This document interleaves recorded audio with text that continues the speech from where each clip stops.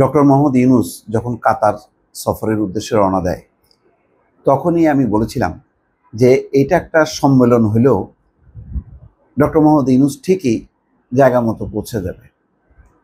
দেখেন কি হলো, কাতার থেকে প্রথম যেদিন গেলেন সেদিনই তিনি জানলেন যে সেখানে প্রতি ৩ বছর পর পর 750 করে বাংলাদেশি সৈনিক, তারা সেনাবাহিনীর 700-র উপরে প্রায় 750 সৈন্য তারা নেবে, তাদের বিভিন্ন অবকাঠামো রক্ষণাবেক্ষণ বা নিরাপত্তা বিধানের জন্য বাংলাদেশ থেকে সৈন্য নেবে।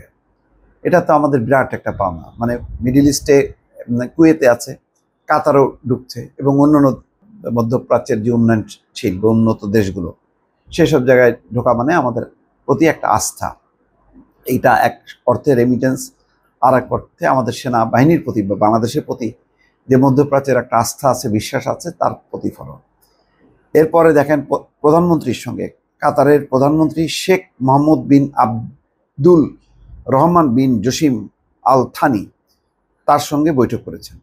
বৈঠকে ডক্টর ইউনূসের নেতৃত্বের প্রতি পূর্ণ সমর্থন জানিয়েছে এবং সব ধরনের সহায়তা এবং বাংলাদেশের বিনিয়োগ বাণিজ্যের কথা ডক্টর মোহাম্মদ ইউনূস জানিয়েছেন এবং তাতে সাড়া দিয়ে একটা টিম, কারিগরি একটি দল বাংলাদেশে পাঠাবে বলে কাতারের প্রধানমন্ত্রী তাৎক্ষণিকভাবে সাড়া দিয়েছেন এবং কাতারের প্রধানমন্ত্রীকে বাংলাদেশ সফরে আমন্ত্রণ জানানো হয়েছে, সেটাও তিনি অ্যাকসেপ্ট করেছেন।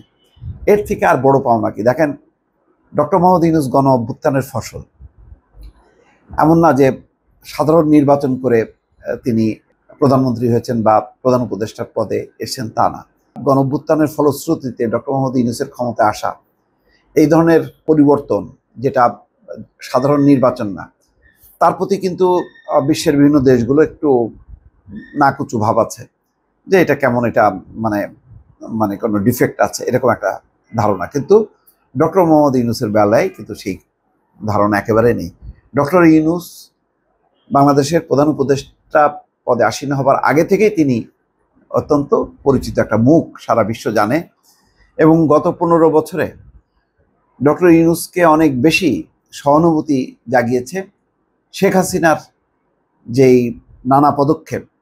সারা বিশ্ব হা হয়ে দেখলো, বিস্ময়ের সঙ্গে তারা দেখেছে যে ডক্টর ইউনূসের প্রতি কি পরিমাণ অন্যায়, অবিচার এবং অসম্মান করা হচ্ছে একটা নোবেল জয়ীকে। শুধুমাত্র ব্যক্তিগত জেলাস থেকেই কাজগুলো করছে, এটা কেউ দেখেনি। ফলে ডক্টর ইউনূস যখন এরকম একটা গুরুত্বপূর্ণ দায়িত্বে আসলেন, তখন কিন্তু সারা বিশ্ব তার প্রতি সমর্থন জানাচ্ছে। আজকে কাতারের প্রধানমন্ত্রী তিনিও কিন্তু বলছেন যে চলমান সংস্কার এবং পুনর্গঠন প্রক্রিয়ার মাধ্যমে বাংলাদেশ আগামী বছরগুলোতে আরও শক্তিশালীভাবে আত্মপ্রকাশ করবে বলে আশা করছেন এবং তার নেতৃত্বের প্রতি আস্থা জ্ঞাপন করেছেন এবং সব ধরনের সহায়তার কথা বলেছেন, আশ্বাস দিয়েছেন।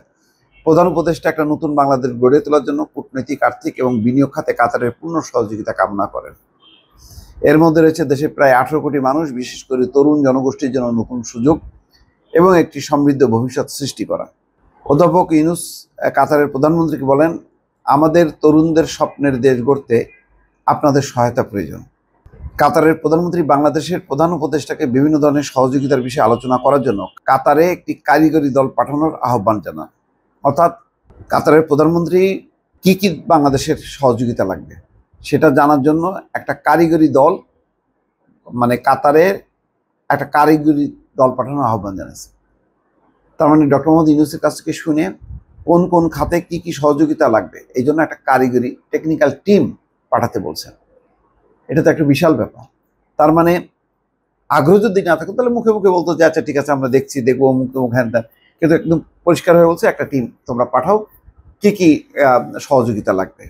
যাক, এবং রোহিঙ্গার ব্যাপারেও আশ্রয় দেওয়া, সেই ব্যাপারে তারা কথা বলছেন, গাজা পরিস্থিতি নিয়েও কথা বলছেন। মোট কথা, ডক্টর মোহাম্মদ ইউনূসে যেখানেই যাচ্ছেন সেখানেই কিন্তু তারা সহযোগিতার হাত বাড়াচ্ছেন, সেটা বিমস্টেক হোক অথবা কাতারের এই যে সম্মেলন, সেই সম্মেলনে যেও প্রধানমন্ত্রী বাংলাদেশকে প্রস্তাব করলো যে আমরা তোমাদের সহযোগিতা করতে চাই, কি কি সহযোগিতা লাগবে এই জন্য তোমরা একটা টেকনিক্যাল টিম পাঠাও। এটা আমি মনে করি যে ডক্টর ইউনূসের যোগ্য নেতৃত্ব, তার ফলেই কিন্তু এই অর্জনগুলো বা এই কমিটমেন্টগুলো বিশ্বের উন্নত দেশের সরকার প্রধানদের কাছ থেকে পাওয়া যাচ্ছে। দর্শক ভালো থাকবেন, আল্লাহ হাফিজ।